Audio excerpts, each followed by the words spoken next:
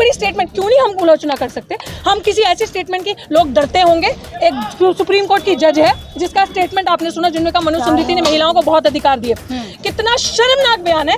जिस मनुस्मृति ने high court की सॉरी जिस मनुस्मृति ने आपको आगे नहीं बढ़ने दिया, महिलाओं को द्वैम दर्जे का तो छोड़िए, नागरिक ही नहीं समझा, अधिकार नहीं दिए, नाक में निकेल, पैरों में आपके बंदिशें बांध के रखी और आपको पढ़ने का अधिकार नहीं दिया, उसकी आप बात करते हैं कि वो मनुस्मृति आपको लेकिन उसको चलाने वाले लोग अगर गद्दार मकारा अपनी मनमर्जी से चलाते हो और अपनी शरारत नीतियों से चलाते हो तो वो बुराई कहलाया जाए। कम से कम अगर अंदानी तीसरा अमीर इंसान बना तो यही तो वो करना चाहते हैं, अपने कॉर्पोरेट फ्रेंड्स के जेबें भरना और उनको उन्हीं के हमारा हक मार के, हमारी हकमारी करके और उनकी जेबें भरना और उनको अमीर करना, वही वहीं से स्पॉन्सर्ड होता है। अभी कोई ठीक नहीं है, अदानी जी भी मीडिया भी खरीदेंगे, जो भी हम न्याय पसंद करने वाले लोग हैं। मतलब वो मुस्लिम लड़का तो आपको पता नहीं है वहाँ क्या हुआ है? बिल्कुल पता है, एक सेकंड ऐसा तो नहीं। अच्छा, प्रधानमंत्री जी को सब कुछ पता है? सबको सब कुछ पता हो सकता है। स्वार्थ के लिए होती तो मैं आज नौकरी के अंदर होती, बाहर नहीं होती। जी। अभी हाल फिलहाल के अंदर गुजरात के अंदर ही एक मंदिर में 2-3 कुछ महिलाओं को, दलित महिलाएं थी, उनको मंदिर के अंदर जाने से रोका गया है, जो सवर्ण समाज की महिलाएं थी। गुजरात के अंदर, मोदी के गुजरात के अंदर, शाह की गुजरात, और अभी वो जेल के अंदर है, तो तुम्हें मंदिर में जाना क्यों है? और दूसरी चीज, ये ही है हिंदू राष्ट्र की शुरुआत। This is the beginning.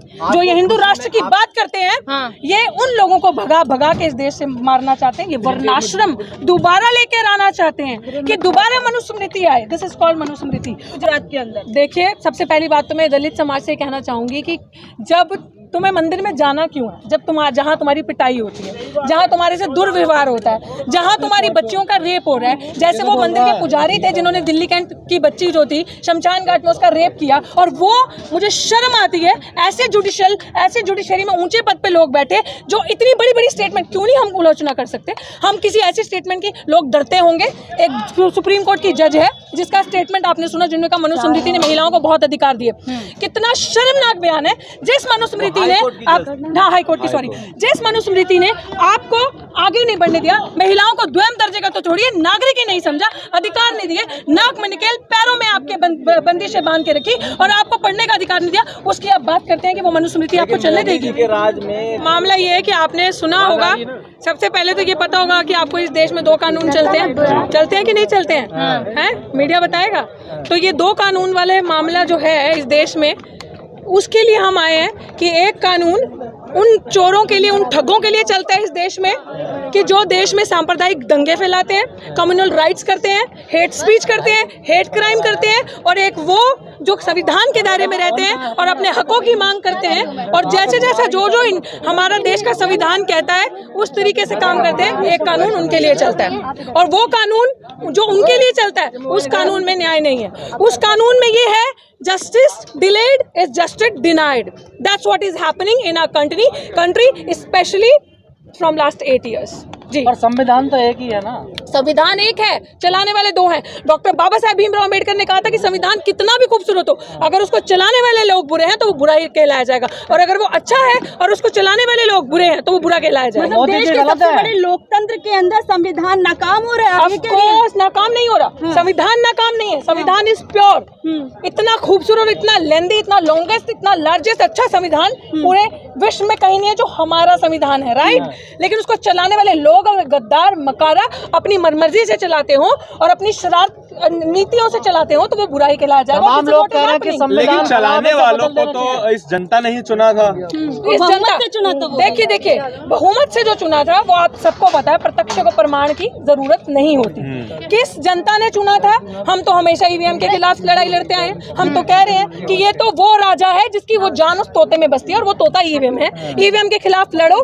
जिस दिन इस देश में ईवीएम से चुनाव हो जाएंगे, my dear friend, you are not going to ask me this question again कि ये जो संविधान है, ये जो सरकार है, इसको जनता ने चुना था। हारने की बौखलाहट है आप लोग। आपका ये कहना है वो बौखलाहट, शायद आप वो पत्रकार हैं और आप ही, हमें लगता है कि सोशल मीडिया का असली पत्रकार है। आप लोगों ने यूपी के चुनाव के दौरान देखा था कि कैसे लोगों की वोटें कटी। आप लोगों ने यूपी चुनाव के अंदर देखा था कि ईवीएम बड़े बड़े गाड़ियों में जाके सप्लाई हो रही है और अंदर जा रही है, वो गड़बड़ आप भूल नहीं सकते, वो पूरे देश ने देखा। विपक्ष की पार्टियां क्यों नहीं बोल रही ईवीएम को? विपक्ष है कहाँ? विपक्ष तो मतलब एक मुर्दा कुचल खत्म विपक्ष है? विपक्ष है नहीं। विपक्ष वही है जो हम जैसी आवाजें हैं। विपक्ष इस देश का युवा है, विपक्ष इस देश का बेरोजगार भटका हुआ जैसे कह लो, या जो अभी इनलाइटन हो रहा है इनकी नीतियों से, या जिसके साथ शोषण हो रहा है, वो विपक्ष है। विपक्ष नहीं है। आपको लग रहा है कि विपक्ष की एसी के कमरों में बैठ के राजनीति होती है? यदि विपक्ष नहीं है तो सत्ता बदलेगी कैसे? क्या यदि विपक्ष नहीं है तो परिवर्तन होगा कैसे? परिवर्तन सड़कों से होगा, हम जैसे युवाओं से होगा। इसीलिए हम लोगों ने बेड़ा उठा लिया है कि आंदोलन करेंगे, क्योंकि लोहिया जी ने कहा था जब सड़कें संसद दोबारा हो जाती हैं तो सड़कें सुनसान नहीं रहनी चाहिए। पॉलिटिकल है तो पॉलिटिक्स में भी आने की सोच रही है। That will depend upon future कि हम क्या करते हैं, बट देखा जाएगा। बट हमें ये लगता है कि जो काम सड़कों से हो सकता है, अभी 131 हमारे एमएलए बैठे हैं। अगर मैं SC/ST की बात करूं, समाज के बैठे हैं ना, क्या कर रहे हैं? ऋतु जी,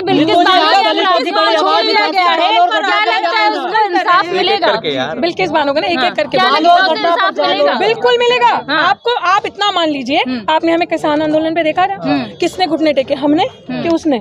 बेईमानी किसने करी वो बात की बात है, लेकिन मैं बता रही हूँ माफी किसने मांगी? उन्होंने मांगी ना।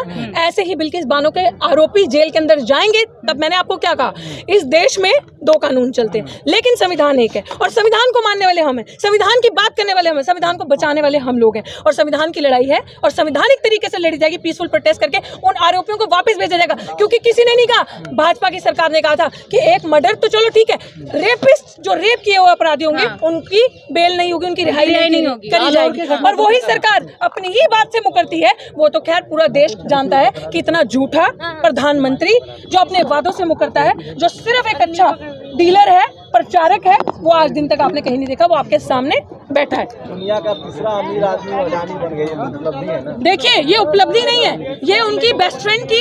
देखिए, कम से कम अगर अंदानी तीसरा अमीर इंसान बना तो यही तो वो करना चाहते हैं, अपने कॉर्पोरेट फ्रेंड्स के जेबें भरना और उनको उन्हीं के हमारा हक मार के, हमारी हकमारी करके और उनकी जेबें भरना और उनको अमीर करना। वही वहीं से स्पॉन्सर्ड होता है। अभी कोई ठीक नहीं है, अडानी जी भी मीडिया भी खरीदेंगे, जो अभी चुट्टे पुट्टे चैनल बचे हैं उनको भी खरीद के, this is what their agenda is. तो उसी के लिए हम सड़कों पे आए हैं कि हम अपना देश अब और नहीं खिलवाड़ हो सकता हमारे साथ, हमारे हकों के साथ। वैसे तो शिक्षा भी खत्म हो रही है, हर एक चीज खत्म हो रही है, हर एक चीज का निजीकरण हो रहा है, तो हम तो चुप नहीं बैठेंगे ना, हम तो अपने अधिकारों के लिए लड़ेंगे ना।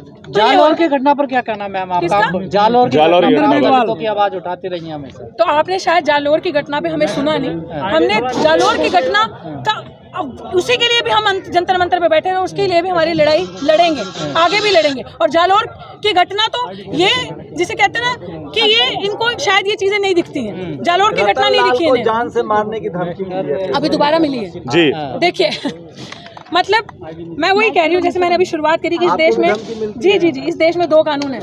मेरे केस में, मैं आपको ये बता दूं मीडिया को, मेरे केस में चार्जशीट फाइल हो गई है। मेरे केस में आरोपी पे जो गुनाह है वो सिद्ध हो चुका है। लेकिन ACP जो है, आईओ साहब, पहले आईओ साहब मेरे थे ब्राह्मण, अब ये क्या करते हैं कि पुराना इनका काम है दलित को दलित के सामने लाना। मेरे केस में ACP को चेंज करके अब दलित ACP ले आए। और जब मैंने दलित ACP साहब से कहा कि सर अरेस्ट क्यों नहीं करते, वो मेरे को धमकी दिलवा रही है, मेरे आरोपियों को वो इन्फ्लुएंस कर रही है और मुझे धमकियां आई हैं, तो आप उसको अरेस्ट क्यों नहीं करते? वो कहते हैं मैडम प्रिंसिपल है कॉलेज की, कैसे अरेस्ट कर सकते हैं? आप समझिए, मुझे रिटायर भी होना, मेरी नौकरी का सवाल है। तो आप सोचिए कि एक दलित के केस में एक ACP को देखिए, प्रिंसिपल को अरेस्ट नहीं कर, वहीं एक रतनलाल को अरेस्ट कर लिया। और जब मैंने ये चीज पूछी, मैंने ACP साहब से ये चीज पूछी कि आपने रतनलाल को किस बेसिस पे अरेस्ट किया, फिर जब आप कह रहे हैं इस केस में तो 7 साल से कम की सजा है तो अरेस्ट नहीं बनता, तो वो आगे से कहते हैं वो हमसे गलती हुई थी, हमने माना।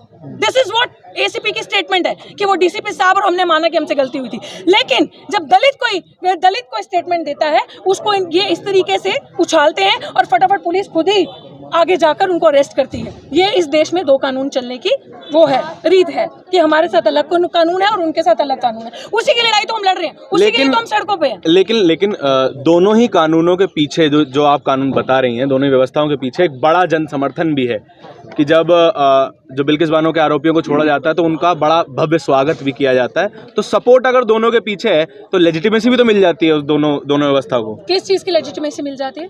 आप कह रही हैं, जैसे आप कहती हैं जत्थेदार साहब के पास पीछे 10 लाख लोग हैं, तो मनवाद के पीछे भी लोग हैं, तो लेजिटिमेसी तो मिल गई उनको। देखिए, लोग हैं लेकिन हम संविधान की बात कर रहे हैं। वो अनकॉन्स्टिट्यूशनल तरीके से बाहर है, क्योंकि उसी की सरकार ने कहा था ये बात कि हम रेपिस्ट के आरोपियों को बाहर नहीं लाएंगे, रेपिस्ट के आरोपियों को रिहा नहीं करवा सकते। तो फिर आप ये बताएं, आपने कैसे कर दिया? आपने अपने ही कानून को मतलब अपने तरीके से चलाएंगे। तो हम तो संविधान के तरीके से माने। आप अगर अभी की बात करते हैं, जिसके बारे में हम यहाँ पे आज इकट्ठे हुए हैं, जत्थेदार जगतार सिंह हवारा जी के लिए 10 लाख लोगों ने उन्हें जत्थेदार बनाया था। वो क्यों बनाया था? सबसे बड़ी बात कि उन पे मर्डर का आरोप है। आरोप जो है वो भी सिद्ध नहीं हुआ।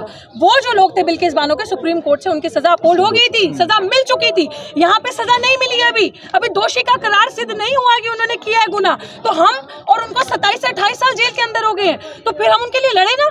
हमारा हक नहीं बनता उनके लिए मांग करने का? तो दो कानून नहीं चलते इस देश में, क्योंकि इनको पता है कि अगर ये जत्थेदार हवारा सिंह जो बाहर आ गए, जिस पंजाब को आप उड़ता पंजाब कहते हैं, जिस पंजाब में आप छल कपट की राजनीति करते हैं, उस पंजाब में आपकी सत्ता का तख्ता पलट हो जाएगा। इनको इस चीज का डर है, और इनके साथ जो आप लेजिटिमाइज चीजों की बात कर रहे हैं वो नहीं होगा, because both things are different. ये मैंने आपको एक ही चीज का बता दिया कि वो अनकॉन्स्टिट्यूशनल है, ये संविधान के तरीके से।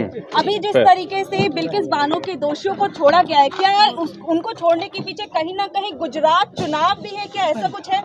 मतलब गुजरात चुनाव जो होने वाले उनके, अरे तो यही तो एजेंडा है। मतलब आप कह रही है हाँ, ये पत्रकारों ने मुझसे पूछे मत, this is what their strategy is. यही चीज है, वहाँ के लोगों को, वहाँ के ब्राह्मणों को खुश करना, वहाँ पे दिखाना कि देखो हिंदू राष्ट्र आ चुका है। बिल्कुल, this is a vote bank राजनीति। ऐसे वेलकम नहीं हो रहा जो आपने सवाल पूछा भाई साहब, वो वेलकम जो हो रहा है इसके पीछे स्ट्रेटजी है, क्योंकि ये सरकार पॉपुलर प्रोपेगेंडा पे काम करती है। और इससे पॉपुलर प्रोपेगेंडा क्या हो सकता है कि उन दोषियों को, उन हत्यारों को रिहा किया जिन्होंने गर्भवती 5 महीने की गर्भवती महिला के साथ सामूहिक बलात्कार करके पूरे खानदान को उड़ा दिया। तो ये चर्चा का वो बना ना। और वो प्रधानमंत्री जो 15 अगस्त के दिन बात करते हैं बच्चियों की सुरक्षा की, बेटी की सुरक्षा की, महिलाओं की बात करते हैं, और उन्हीं के राज में ये हो रहा है। ये है मनुस्मृति, ये है हिंदुत्व, और ये है हिंदू राष्ट्र। लगता है आप भी भेदभाव करते हैं। झारखंड की घटना पे आप लोग बिल्कुल नहीं बोल रहे। आपको किसने कहा? आप मेरा सोशल मीडिया फॉलो करते हैं? आप मेरा सोशल मीडिया उठा के देखिए, आप मेरा ट्विटर उठा के देखिए। सिर्फ भाई साहब, सिर्फ बोलना नहीं होता, सड़क पे आना होता है। हम अपनी जान जोखिम में डाल के, बिल्कुल, क्या कहना है झारखंड वाली नहीं, क्या आप बोल लीजिए, पहले आप बोल लीजिए। इनका चेहरा दिखाओ, पढ़ के दिया है, सवाल कर रहे हैं इनका चेहरा। झारखंड वाली पहले आप झारखंड की घटना के बारे में मुझे बताएं।